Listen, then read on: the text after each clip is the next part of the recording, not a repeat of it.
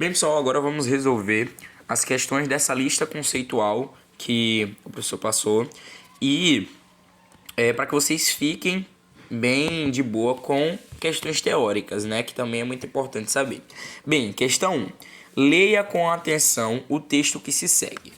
Galileu fez outra grande descoberta. Ele mostrou que Aristóteles estava também errado quando considerava que fosse necessário exercer forças sobre os objetos para mantê-los em movimento.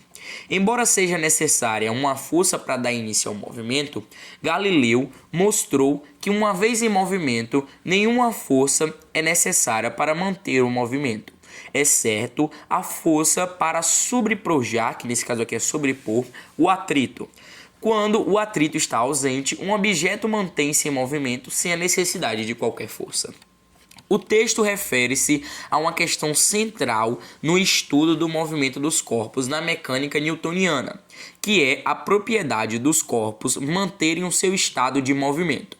Essa propriedade é conhecida como A. Força, B. Massa, C. Inércia, D. Velocidade. Bem, a resposta correta é a letra C, inércia. Por quê? Durante todo o texto aqui vem falando sobre essa propriedade da inércia, que é para um objeto ele se mover é necessário apenas que eu faça ali uma força inicial para sobrepor o atrito. E ali se tiver atrito, e aí para ele entrar em movimento. E aí depois que ele estiver em movimento, eu não vou precisar exercer nenhuma força, ele vai continuar em movimento. Se não houver atrito, ele vai continuar infinitamente nesse movimento, e se houver atrito, vai ter apenas uma força necessária para sobrepor esse atrito. Mas não é necessário que a gente esteja exercendo uma força a todo momento ali para que o objeto continue em movimento. Não, é necessário apenas uma força ali inicial. E aí é justamente a propriedade da inércia que fala isso, tá?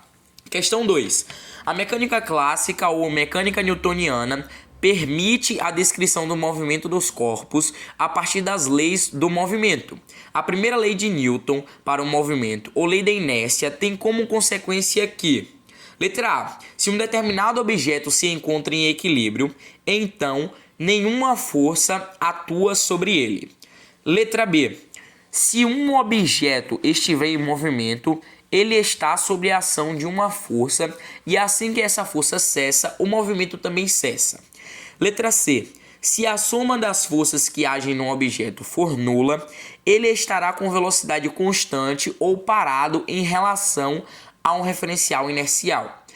Letra D. Se um objeto se deslocar com velocidade constante, em nenhuma hipótese ele pode ser descrito como estando parado. E letra E. Se um objeto estiver com velocidade constante em relação a um referencial inercial, a soma das forças que atuam sobre ele não é nula. Vocês podem responder. Eu vou até aconselhar vocês que vocês, antes de assistir esse vídeo, tentem responder essa lista. Eu esqueci de falar no início do vídeo. Tentem responder essa lista inteira. E aí depois vocês podem vir aqui para verem a correção. Ou se vocês quiserem acompanhando, vocês veem minha leitura da pergunta e pausa o vídeo, tenta responder e aí depois vocês veem a correção.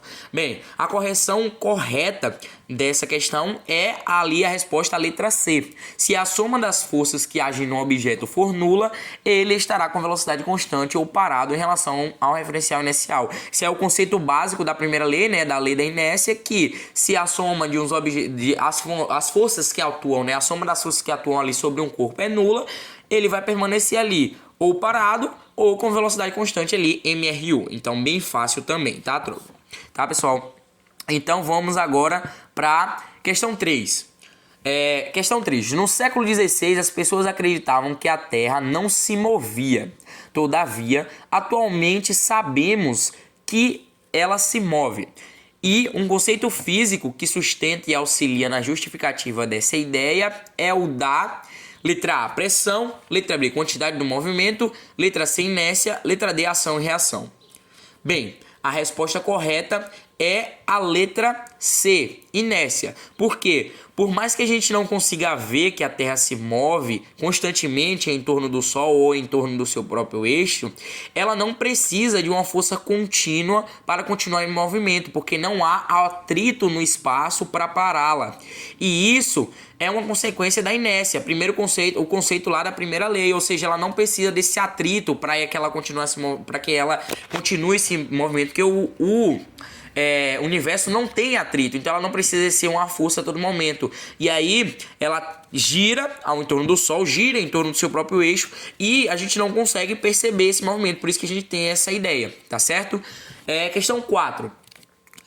Na teoria de Newton, o conceito de força desempenha um importante papel para o estudo dos movimentos dos objetos.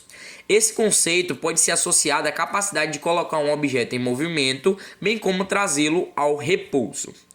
Com base nessa teoria, o airbag, dispositivo de segurança dos automóveis, que aciona uma reação química produtora de um gás capaz de encher rapidamente um balão de ar, diminui o risco de morte durante as colisões devido à sua capacidade de, letra A, reduzir o valor da inércia do ocupante do veículo, letra B, direcionar o impacto para a estrutura metálica do veículo, letra C, aplicar uma força no sentido de movimento do carro, letra D, aumentar o tempo necessário para o ocupante do carro entrar em repouso.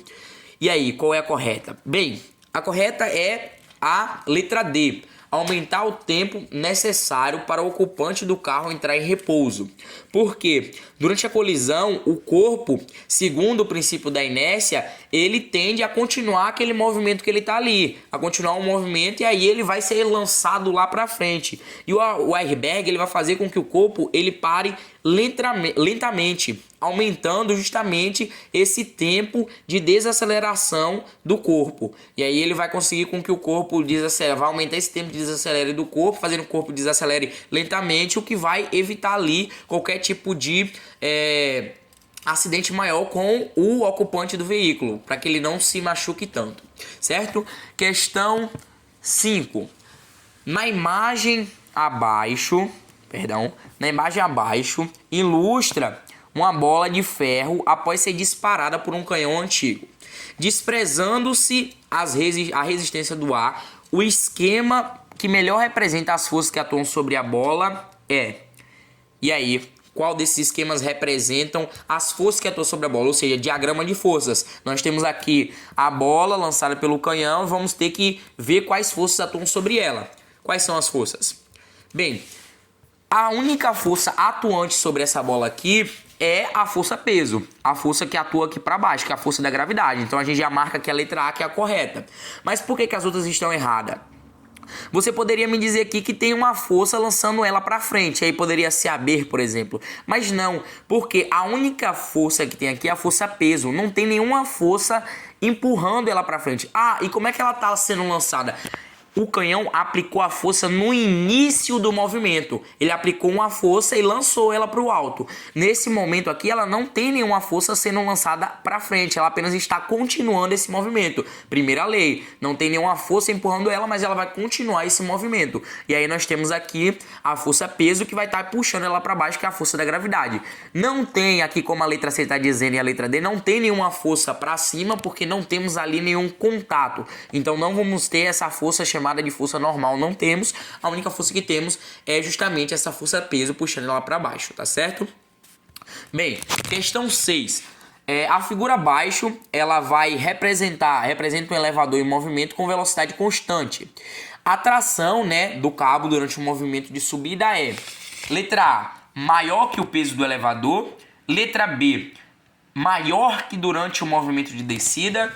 Letra C, igual durante o movimento de descida. Letra D, menor que durante o movimento de descida. Letra E, menor que o peso do elevador. E aí, qual é a correta? A correta é a letra C, igual durante o movimento de descida. Por quê? Porque nós vamos ter uma velocidade constante, uma aceleração igual a zero. E a força resultante também vai ser igual a zero. Logo, a tração vai ser igual à força peso. tanto na subida quanto na descida. A força ela só seria maior ou menor se esse elevador ele estivesse acelerando, mas não, na questão fala que o elevador ele está com um movimento constante, ou seja, a gente não vai ter essa aceleração, e por isso a tração do cabo vai ser igual durante o movimento de descida, durante o movimento de subida vai ser igual ao movimento de descida, tá certo? Questão 7, vamos para a questão 7 agora. Considere um navio petroleiro parado em alto mar, desprezando os movimentos das ondas e das forças de arrasto do vento. Caso o navio esteja em equilíbrio estático, é correto afirmar que A. É nula a soma vetorial da força-peso com a força de empuxo. B. É vertical para cima o vetor da força resultante da soma da força-peso e da força de empuxo. Letra C. Vertical para baixo o vetor da força resultante da soma e da força-peso, da soma da força-peso e da força de empuxo. Ou letra D. Horizontal o vetor da força de empuxo que se anula com a força de atrito viscosa da água. E aí? Vocês acham que é o quê? Bem, a resposta correta é a letra A. A soma vetorial da força-peso com a força de empuxo ela vai ser nula.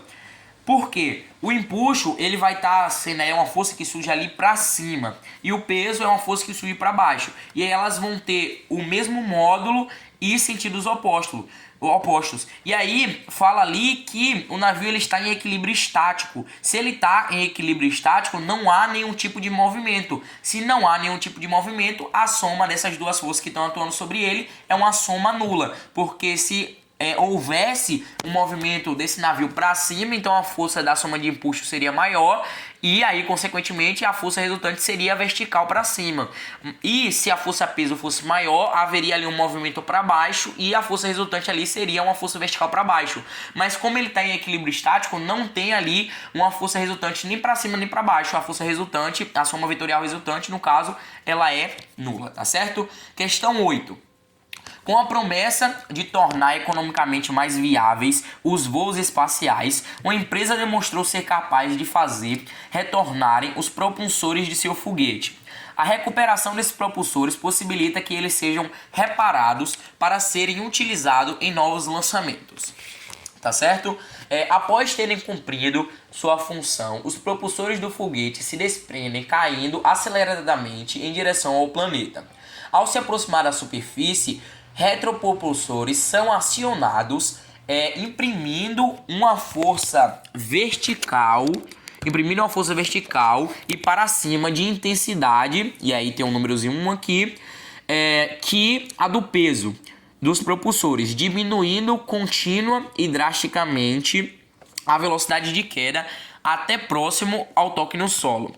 Nesse momento, os retropropulsores imprimem uma força vertical e para cima de intensidade 2, a do peso dos propulsores, os que mantêm pairando eles sem velocidade, enquanto os computadores avaliam a telemetria para finalmente diminuírem até zero a retropropulsão.